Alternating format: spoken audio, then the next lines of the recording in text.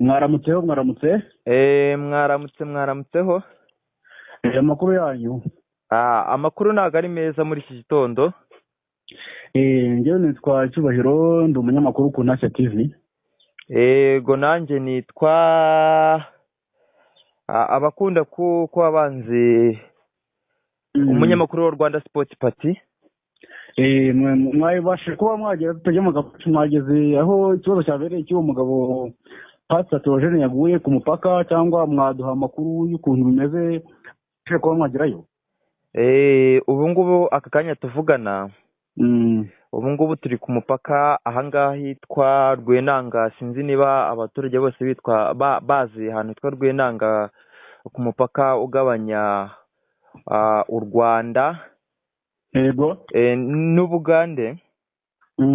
Ubu ngubu rwose ni akababaro gakomeye cyane ku mugabo twari tuzi, Pastor Theogene, wabiciye bigacika, wazengurutse ibihugu byose abwiriza ubutumwa, wafashije ababyeyi ku bana babo kubarera, yafashije buri muntu wese wari uzi izina rya Pastor Theogene, kuko turabizi hari na bamwe bakize kubera bumvisha Pastor Theogene, hari bamwe babohotse kuri Pastor Theogene. Pastor Theogene ni umugabo twari dukunze kandi tuzakomeza tumukumbure.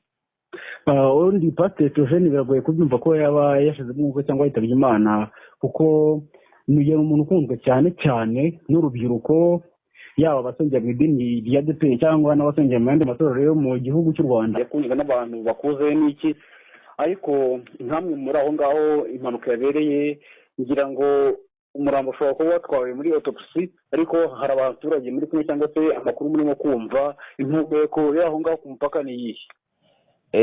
Ntego iryo jambo mbajije nibyo. Ahangaha ku mupaka buri muntu wese arimo kuvuga gutya, akavuga Pastor Theogene.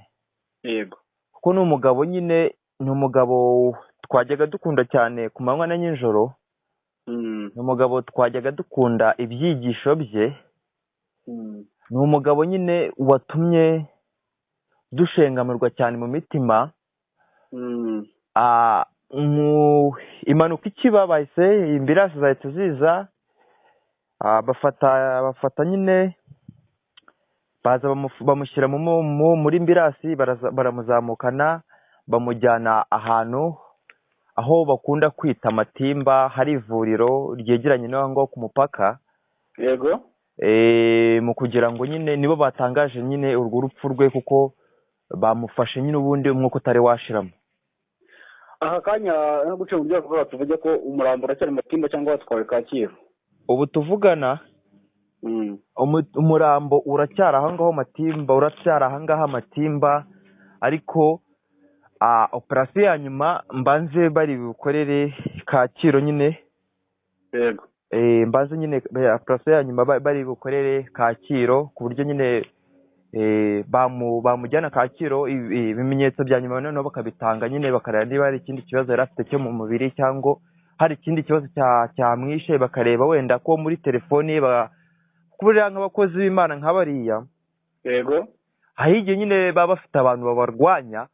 Yego. Buri ikintu bagiye gukora, bagiye gufata ukuntu nyine babanza kumukorera operasiyo, barebe muri telefoni ye niba wenda hari umuntu waba wamugambaniye, bakabagonga, barebe neza nyine niba nta kagambane karimo, barebe niba nta kindi kibazo yari afite, barebe ko wenda ko moteri yahuye n'ikibazo, barebe ko wenda amadinamo y'imodoka wenda dore ko yari ifite ikibazo, barebe mu mapine, barebe mu shefuti, barebe buri kimwe cyose nyine, bacekinga buri kimwe cyose kugira ngo barebe niba ari impanuka yamwishe cyangwa ari imodoka yahuye n'ikibazo, sibyo ndende, cyangwa barebe neza nuko ari akagambane hagati aho ngaho ku rupfu rwa Inzahuke TV mukunda kuzi kandi mukunda kumenya ahantu henshi. Nyakubahwa Patrick, uri umunyamakuru udasanzwe ukora ibiganiro cyangwa se inkuru, utageza ku baturage inkuru zisanzwe zivugwa, ukunda kugeza abaturage ko inkuru zijyanye n'imikino cyangwa ijyanye n'imyidagaduro.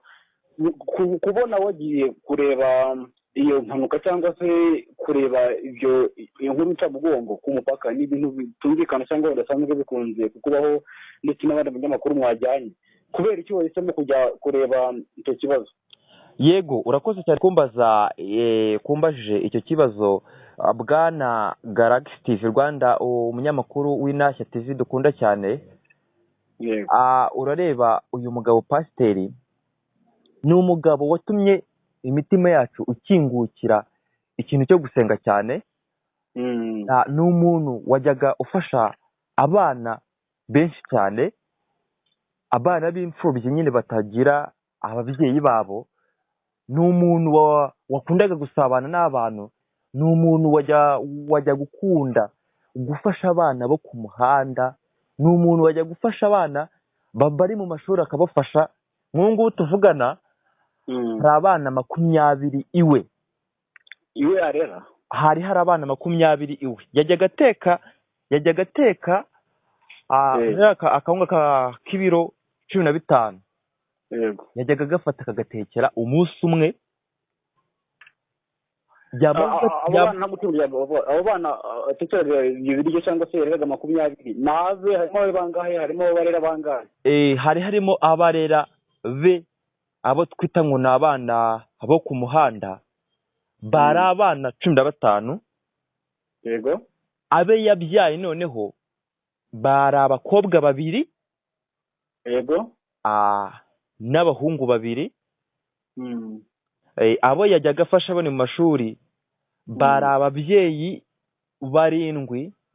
buri mubyeyi agiye afite abana 2. ndakeka ngaha hano hafi hano ku mujyi aho mukunda kwita Nyarutarama, hari abana bagera muri 4 bigaga kuri iki kigo. Pasiteri Theogene nyine yajyaga afasha, ariko turakomeza tubabwire, turaperereza tubabwire nyine. turakomeza tubabwire. ribu yaba ikiri aho ngaho, cyangwa se n'inzego za polisi n'abandi bashinzwe umutekano baba bagihari? Watubwira uburyo ureba movement yaho imeze mu baturage, mu bashinzwe umutekano n'abandi bayobozi? Urumva ntago byabura kuba badahari, kuko ni ibintu bikomeye cyane, kuba impanuka iba ari ibibazo bikomeye cyane, kandi nyine kiba ari ikintu cyo kwitonderwaho kugira ngo buri umwe wese ashishoze kuri iyi mpanuka arebe nyine buri kimwe cyose. Ndumva rero nta byinshi byo kukubaza mfite, kuko mfite nanjye agahinda ubwanjye, ndetse n'abadukurikiye barababaye. Abantu benshi bajya banyandikira ati se iyi nkuru niyo, cyangwa ni bya bindi abantu bakunda kubeshyera abantu ngo bapfuye cyangwa iki, ariko iyi nkuru imaze kumenyekana ku binyamakuru byinshi bitandukanye muri iki gihugu. Rero Patrick, nkaho uri aho ngaho, ugerageze amakuru yose uyafate, uze kuza kuyatuzanira, tuze kuyageza ku bantu yose uko yakabaye. Twe ntabwo twabashije kuhagera, kandi buri kantu kose gakurikirane. Yego, murakoze cyane. Ariko tutari twasoza, reka tubanze twihanganishe umuryango wa Pasiteri Theogene. Pasiteri Theogene, umugabo wakoreye Imana karahava, kuko umugabo wavuye mu muhanda aze gukorera Imana ku ntego ye no ku gikundiro cy'Imana. Murakoze cyane, umunyamakuru w'Intashya TV.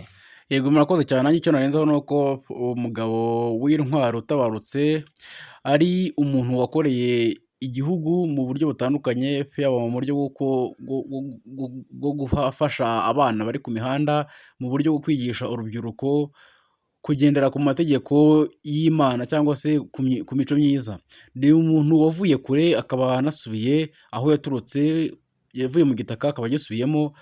Rero uyu mubiri ni danje, uyu mubiri wa mugani we nk'uko yavuze ngo umubumbe ni danje, uyu mubumbe ni danje. Gusa icyo nasoza mvuga, abantu bose ntibakirate, umubiri urashira, umubiri urawusiga, ariko n'ubundi uraguhinduka. Murakoze. Yego, ubwo ngubwo turakomeza tushakishe amakuru ye yose tuyabagezeho igihe. Murakoze cyane.